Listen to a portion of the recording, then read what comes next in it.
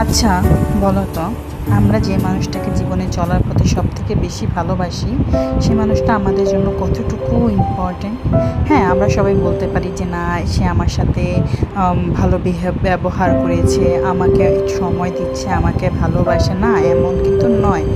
আর যে আপনার প্রতি ইনোসেন্ট, যে আপনার প্রতি লয়াল, আপনি তাকে যতটা পরিমাণে পারেন নিজের কাছে সীমাবদ্ধ রাখতে চান। মনে রাখবেন, মানুষ সীমাবদ্ধ জাতি নয়। মানুষ এমন একটা জাতি যে জাতিতে মানুষ কখনোই কোনো কিছুতে নির্দিষ্ট এক জিনিসে সীমাবদ্ধ থাকে না। আর সবথেকে বড় কথা হচ্ছে, একটা মানুষকে চিনতে হলে তার বাহ্যিক রূপ দিয়ে আপনি বিশ্লেষণ করবেন, তা কখনোই ঠিক নয়।